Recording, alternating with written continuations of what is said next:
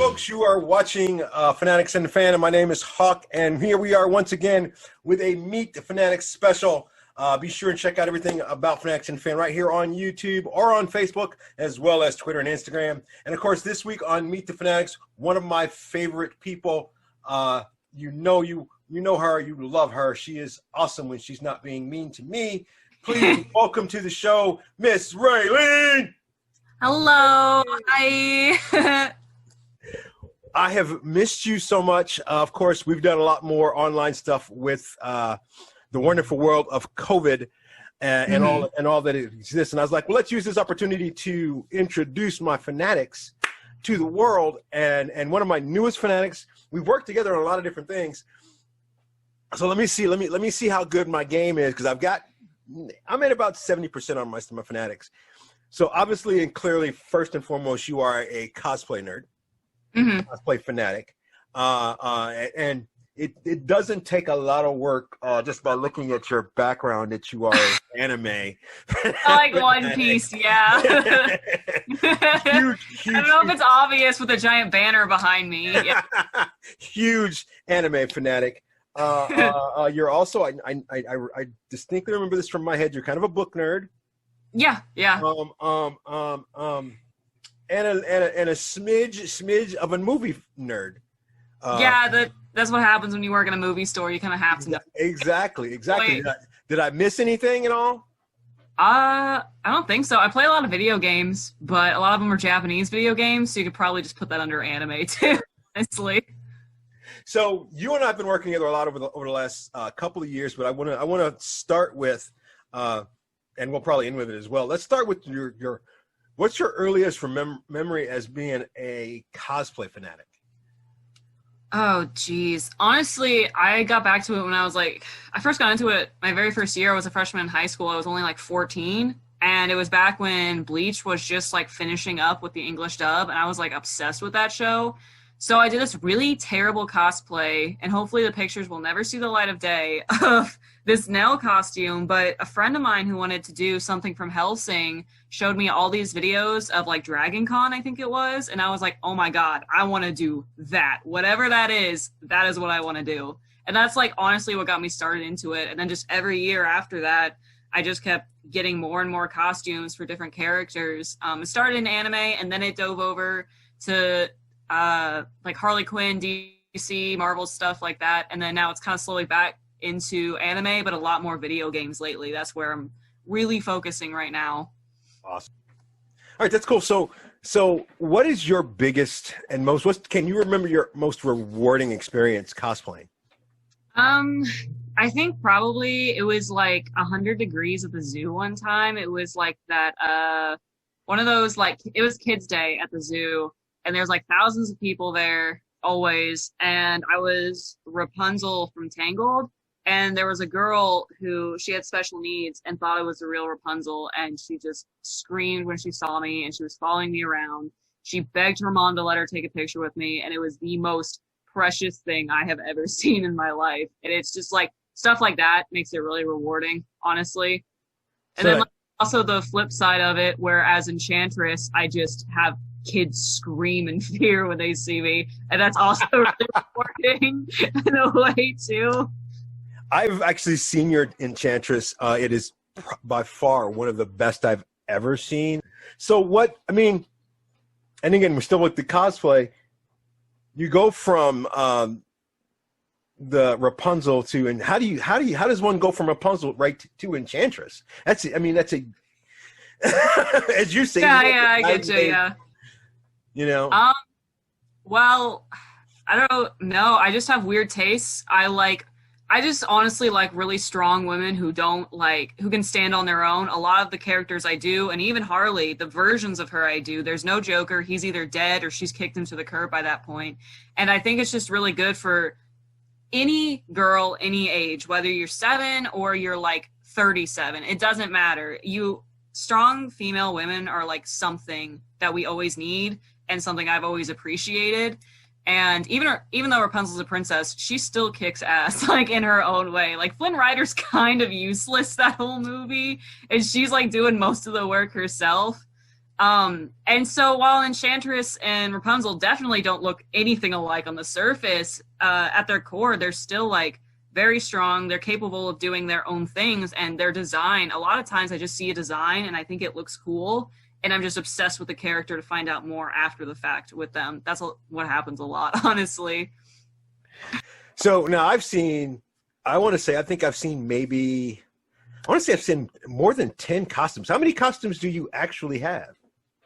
Finished or like in the works currently. Like, well, a lot I have in my possession, but they're missing shoes or like certain factors of it. Well, I mean, come on. If it's not finished, then it's not an actual costume. Okay. Oh, geez. Of the ones I wear, I'll count Enchantress, even though I don't really do her that much anymore. I still have the costume for it.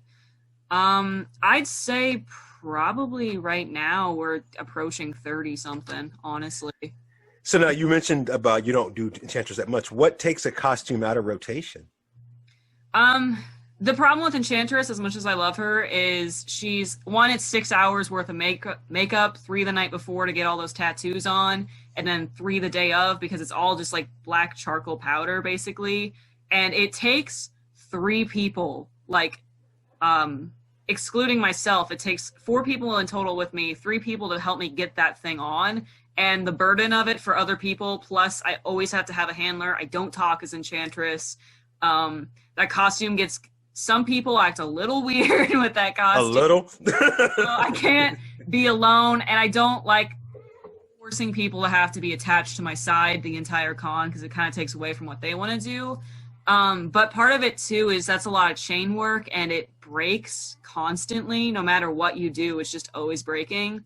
And so when the wow factor starts to outweigh, like the cons of it start to outweigh the pros, I just take it out. And until I can figure out how to like make it so those pros are outweighing the cons again, there's no point in me wearing it. That actually makes a large amount of sense. Yeah. So what and this, I'm gonna hate having to ask this question, but I'll ask anyway. What puts a costume in rotation?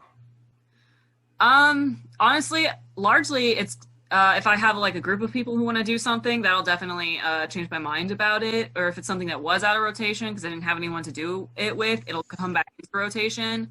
Or right now, it's just things I'm really focused on interest-wise at the moment. Like I got a new Harley Quinn costume, and that's all I care about. And then I started doing a bunch of One Piece stuff, and that's all I care about again. And it's really what I'm into at the moment and what I think is going to be best at a con. Because if something's like oversaturated, like for anime, like My Hero or Demon Slayer, I'm not going to do anything like that at a con because you're going to see tons of people like that. But Persona 5, you may not see Yusuke, which I do. So I'm going to want to bring Yusuke out to bigger cons because people will want some kind of diversity. I don't want 1,000 Dekus from My Hero. I want to be like the one Yusuke from Persona. Blah, blah, blah, blah, blah. Blah, blah, blah, blah, blah. Blah, blah. So since you've joined Fanatics and a fan, you and I have had a lot of fun. I'm just not gonna lie. We've had our chemistry is as good as anybody's can be. But how quickly you lose me when it comes to anime. Yeah, yeah. Which is where we're gonna go. We're gonna go right into it. How far back does your fanaticism for anime go? How far back? What's your earliest remembrance of an eye-catching? Oh, I have to stay up and watch this anime. I was actually like probably 8 years old, and my dad made the mistake of buying Sailor Moon on VHS because he saw this cute blonde pigtail girl, and he had no idea what it was. And so he got it for me, and he tells me to this day he regrets it because he hates that show. But, and then when I was 10, when Toonami used to be back on before it got canceled and then came back, they played older One Piece, and there was something, I guess it might have been because Pirates of the Caribbean were starting to get kind of big around that time too. I was fairly young when the first one came out, and I saw One Piece again with my dad on Toonami one night when I was 10. And for 12 years, I've been a fan of that show now, So really, I chalk it up to One Piece and Sailor Moon. They're the reason I'm a total, nerd about the stuff. Okay. So now that's your earliest. What is What is an anime you watch that nobody knows that you watch? Like you're not promoting it as much as all the others. What's your guilty pleasure anime? Oh geez. I would probably my guilty pleasure one. Geez, I watch so many.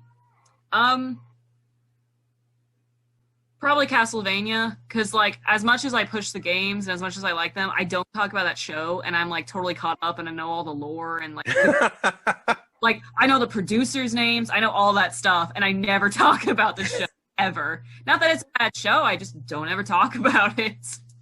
What is a bad anime to you? Like, are we talking? How deep do you want to go? Like, just an anime? Like, name one. Why? Yeah, just let's talk. Hey, this is Meet the Fanatic, so let's meet Raylene and figure out what's going on in her head. Dang, a bad anime. I'm gonna go probably. I love Naruto. I hate Boruto. Like the one about his son. Cannot stand that show. It's so.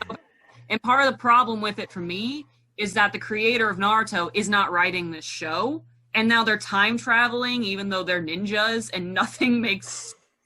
And as a diehard Naruto fan, I was like, this show sucks. I liked it you, and that's one of the things that you and I do agree on. Things have to actually make sense in the long run. And sometimes, especially in anime, they can go left field, and you're like, what? Yeah. What? So what's something older that you like? Because I know you've gone back and researched some stuff and looked at some stuff. Two of my favorites. One's from the 90s, which everybody seems to know, is Cowboy Bebop. And then one from 2006, I think it is Code Geass, Lelouch of the Rebellion. And that is the only mech-type anime I actually like. I don't like mech. I don't like those big robots. I can't stand them. But I love Code Geass. It's one of my favorite shows of all time.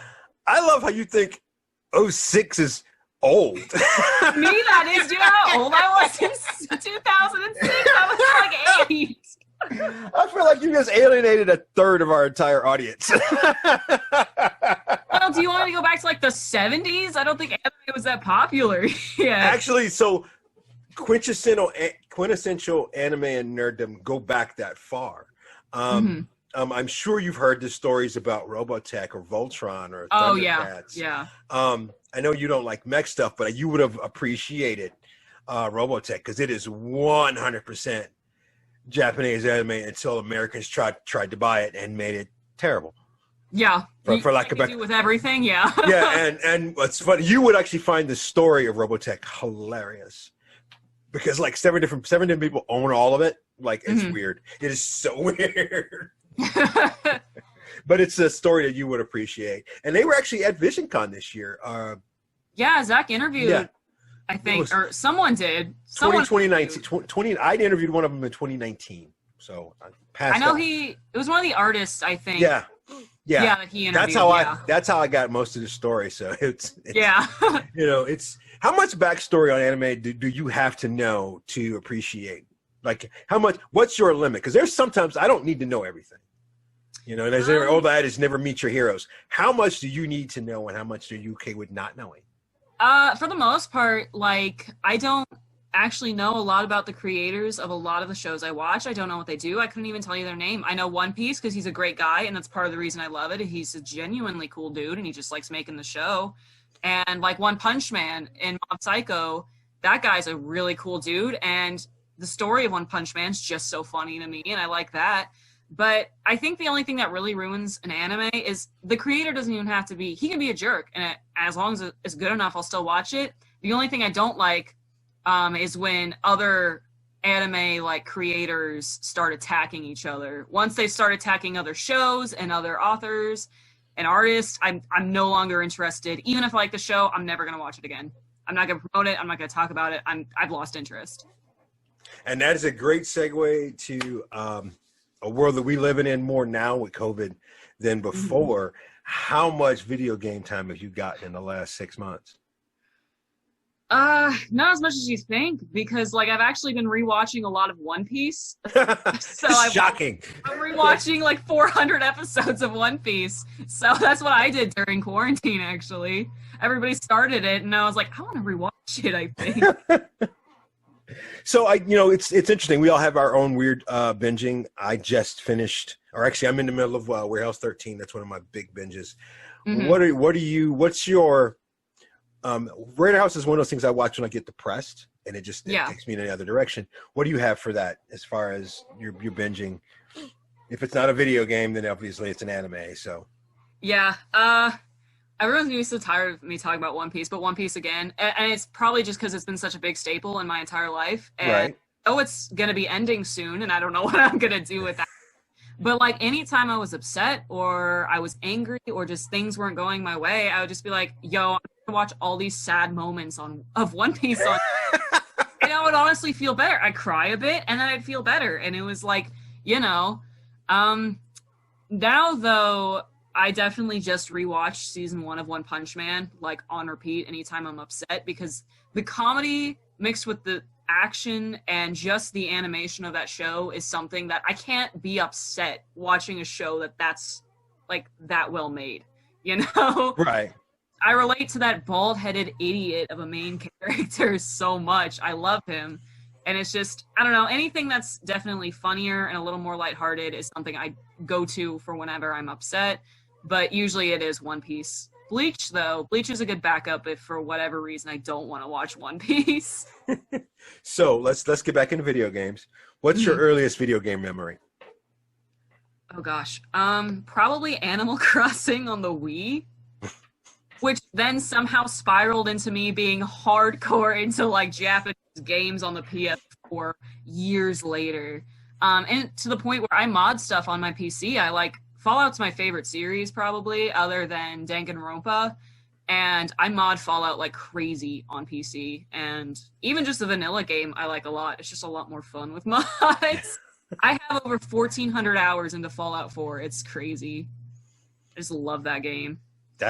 Wow, that is a lot of time. Yeah. For someone that thinks 06 is a long time ago. So. Yeah. For me, it is. So now, what's your rotation time? Like, is it 2 weeks? Is it a month? How long? What's your kind of rotation for games? Days, actually. Several days, and then I'll be like, whether it's finished or not, I'm like, I'm done. I'm playing something else, and then I won't touch it for a month and a half. It's like that always. Right now, the game, because I'm actually trying to beat it, because I keep putting it off ever since it came out, like, back in, I think, end of March this game came out, and I still haven't beat it, and it's now August. It's Persona 5 Royal, which is, like, the revamped Persona 5. They add an extra character, add all these side characters, and it's way longer, it's way cooler. I love it, but it's like the stories alone is over 100 hours, and it's so hard for me to just get in and just keep going with the story when all I want to do is date this one character. I don't want to fight the boss. I don't want to do my schoolwork. I just want to date this character. That's all I care about. Yeah. I know that's when I'm supposed to end the interview, come up and say something really cool, but I'm just gonna let that hang out there. Don't tell Zach. Okay. Yeah, I don't know what you expected from me, but like nothing I say is probably gonna be super profound. It's gonna be funny. I don't like what you see is what you get. I'm not very deep, so now, and that reminds me, because you and like I said, you and I have worked both as cosplayers, but as Fanatics and Fan together a lot. We've done a lot of con stuff together. I know, and I asked this of someone recently, and we're really big into this Zack Snyder release coming up here real soon. You and I think you and I. Now, we didn't go see the last two bad movies that were out. We actually were around each other, but we didn't actually go see them together.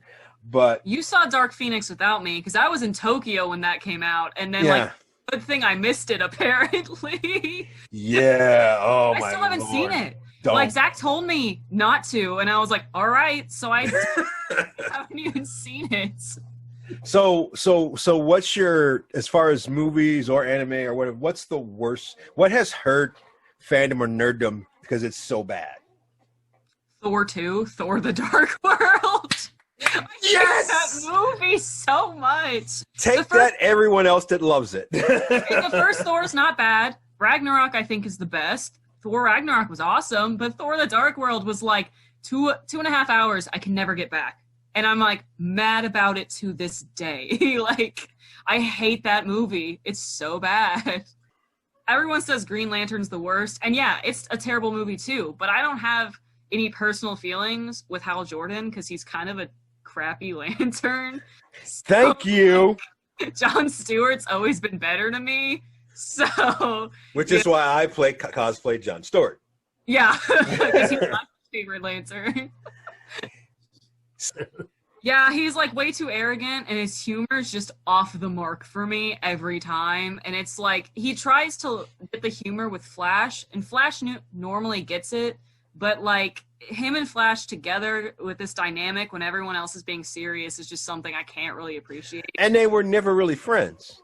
Yeah, like in Injustice, they pushed so hard for those two to talk so much, and I was like, why? They don't even like each other. They don't like I mean, now him and Green Lantern make a little bit more sense, which is annoying that they never actually did put Green Lantern into, you know, Arrowverse, but we're not going to talk about that. Yeah. We're not even going to get into that. We're not going to go into that. That's a whole nother ball of wax.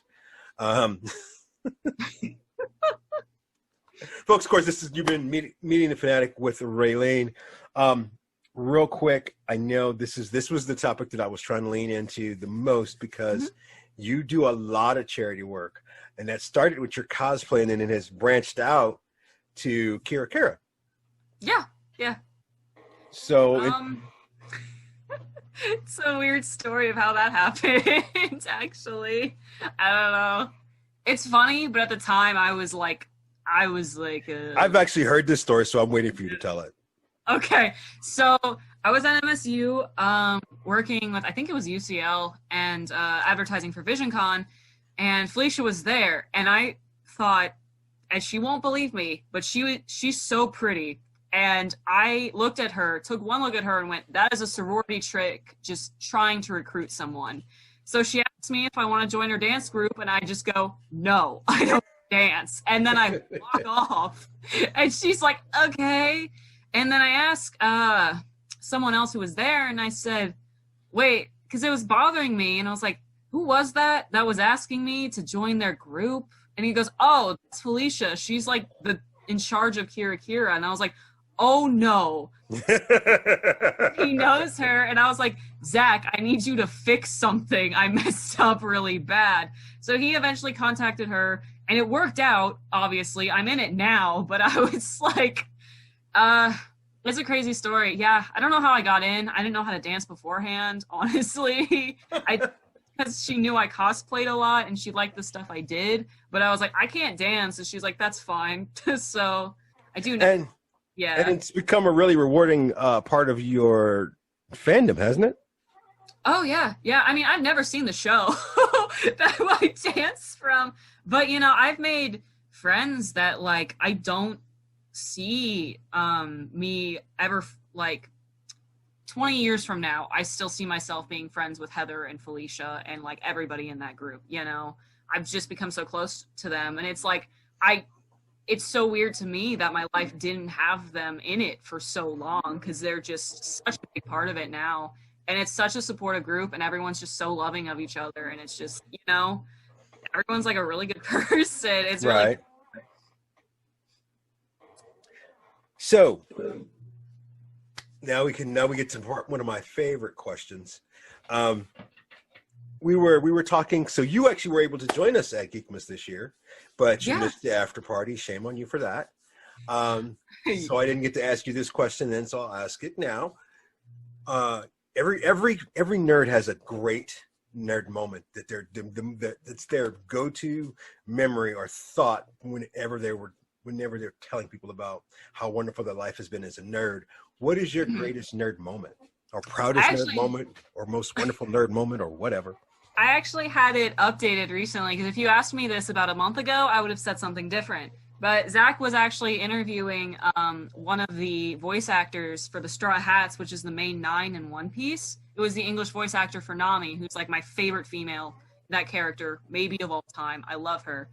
And he actually showed the voice actor of her my Nami tattoo, and she freaked out and she loved it, and she called me a rock star, and she said it was beautiful and she absolutely loved it.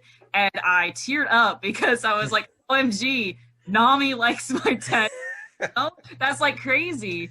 So I think honestly, and it wouldn't have been anything that would have been possible, especially this year, if Zach wasn't doing all those interview things. And it's just crazy, you know, and the people you meet just by chance, you know, all by chance. And he wasn't even going to get her originally until I was like, hey, you got a lot of Naruto people, you're getting some Bleach ones, why not One Piece? And he goes, I don't know anything about it. I said, don't worry, I got you. He finally got one, and it ended up being her of all people. And I was like, awesome, you know? Oh, leave it to Zach to fail upward. He's trying his best. Folks, you've been watching another great episode of Meet the Fanatic with, of course, the wonderful Raylene. She is a cosplay extraordinaire, a anime fanatic, and so many other great things. When you see her out and about at cons, ask her about Fanatics and the Fan, as well as Kara and all the other wonderful things that she does. So until next time, I am Hawk, this is Raylene, and this is Fanatics and the Fan. Hey everybody, this is Michael Rooker, and you're listening to Fanatics and the Fans.